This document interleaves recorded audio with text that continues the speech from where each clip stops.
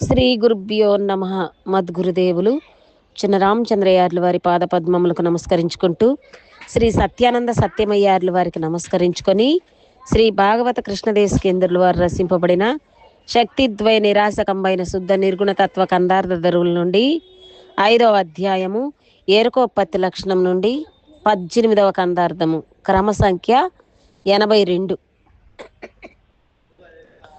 లేనెరుకను బయలందునా లేనే లేదనక ఇతరులేల పలికిరో, లేనిది కలదని పిదపను లేనే లేదను సిగ్గు లేక ఏలేలా, చివినకి చీకాకు నీకేలా, మేనంద శుద్ధము తానల్దుకొని మళ్ళీ పూని కడిగిన రీతి నౌను సిగ్గొక ఇంత లేక ఈ లీలా, చివినకి చీకాకు నీకేలా.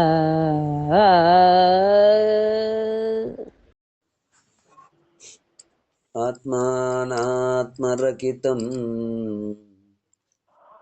అచల పూర్ణోపదేశికం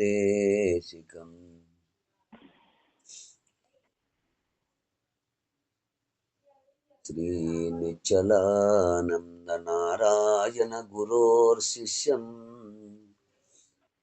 శ్రీశైలవంశాంబుధి రేవజాతం శ్రీ పరమానంద శంకరేంద్రం గురుం భజామి. మద్గురుదేవులు శ్రీ శ్రీ పరమానంద శంకర నారాయణ స్వామి వారి పాదపద్మములకు నమస్కరించుకుంటూ, శ్రీమద్ భాగవత కృష్ణదేశికేంద్ర ప్రభువులచే విరచితంబైన శక్తిద్వయ నిరాశకంబైన శుద్ధ నిర్గుణ తత్వ కందార్థ ధరువులు. ఈరోజు మనము ఎరుకోత్పత్తి లక్షణము నుండి 18వ కందార్థాన్ని విచారించుకుంటున్నాము. అంటే క్రమ సంఖ్య 82. క్రిందటి కందార్థములో ఆకాశము శూన్యంభని లోకులు మొరపెట్టి దానిలో పవనాదుల్ ప్రాకటముగా పుట్టినవని చికాకుగా చెప్పినారు. వినరాదు. వంధ్యాసంతి క్షితులోన లేదు అంటే ఆకాశము శూన్యమని, అట్టి శూన్యమైన ఆకాశము నుండి వాయువు మొదలైన భూత చతుష్టయం పుట్టినదని తెలిపినారు. ఈ విధముగా శూన్యములో వాయువు మొదలగినవి పుట్టిననుట చికాకు మాటలే కదా. కనుక అట్టి అసందర్భపు మాటలు వినరాదు. గొడ్రాలి బిడ్డ ఎచ్చటనైనా ఉండునా, ఉందేలు కొమ్ము ఈ కాలమున మేమే చూచొచ్చినాము అనే మాట ఎంత ఆశ్చర్యకరము కాకపోతే ఏంటి.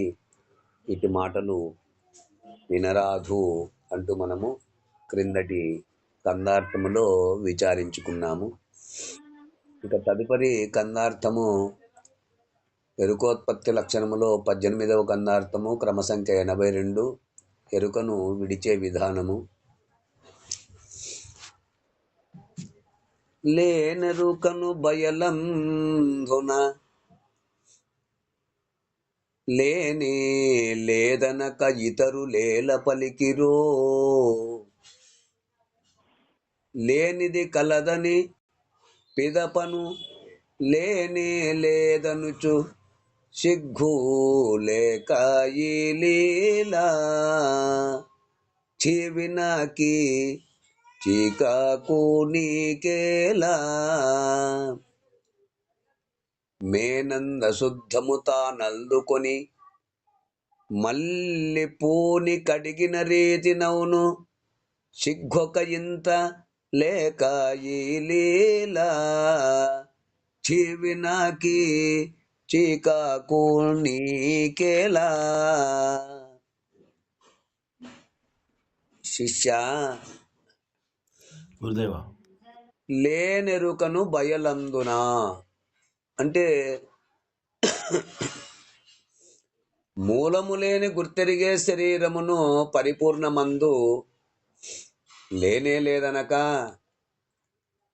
లేదని అనకుండా, అంటే పరిపూర్ణములో లేని ఎరుకను ఇతర సిద్ధాంతులు లేనే లేదని చెప్పక ఇతరు లేల పలికిరో. అంటే మతవాదులు ఎలా చెప్పారో లేనిది కలదని, అంటే లేనెరుకను ఉన్నదని పిదపను, అంటే మళ్ళీ ఆ తర్వాత లేనే లేదనుచు. అంటే ఇక్కడ ముందు ఉందని తర్వాత లేదని, అంటే ఈ ఎరుకను దానివల్ల లేకతోచిన జగత్తును మొదట ఉన్నదని, అవన్నీ ఏర్పడిన విధానమును సాంఖ్యాది శాస్త్రములలో వివరించారు.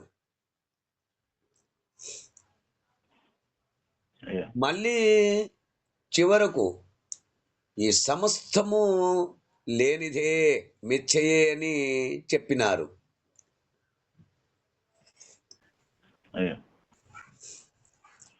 మరి ఇట్లు లేనిది కలదని చివరకు లేనే లేదని చెప్పుట రెండు విధములుగా వారన్నమాట మళ్ళీ తిరిగి వారే నిరసించుట. ఒకసారి ఉందని ఒకసారి లేదని, ఒకసారి ఉందని ఒకసారి లేదని, మళ్ళీ వారన్న మాటను వారే నిరసించుట. సిగ్గు లేక ఈ లీల, అంటే సరైన అవగాహన లేక కదా. అవునా? వినకు చికాకు నీకేలా, ఆ విధముగా ద్వంద్వపు మాటలు అవి వినరాదు. ఆ మాటలు నీ దృష్టిలో పెట్టుకోకు. చికాకు నీకేలా, ఈ సమస్య నీకెందుకు? ఎట్లంటే మేనన్న అశుద్ధాము తానల్లుకొని మళ్ళీ పూని కడిగిన రీతినవును. అంటే శరీరానికి తానే బురద పూసుకొని తానే మళ్ళీ పరిశుద్ధ జలముతో కడిగినట్లుగా.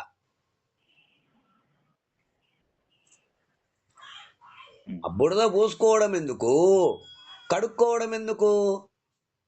అంటే శరీరమందు అశుద్ధము పూసుకొని ఆ తర్వాత ప్రయత్నించి కడుగుకొనుట వెర్రి పని కదా. అవును. అట్లే ఆ లేనిది ఉన్నదని మళ్ళీ ఒకసారి లేదని ఈ విధంగా నిరూపించి ఆ తర్వాత లేదని చేయుట కూడా సిగ్గులేని మాటలు. ఇవి వినరాదు. ఆధ్యారోప అపవాదాభ్యాం నిష్ప్రపంచం ప్రపంచతే అన్నారు. అంటే జగత్తు రజ్జుసర్పం వలెను, కుందేలు కొమ్ము వలెను ఆధ్యారోప అపవాదములుగా ఈ లేని జగత్తును ఏ విధముగా ఉన్నట్లు కనిపించుచున్నదో ఆ సాంఖ్య సిద్ధాంతులు చెప్పుచున్నారు.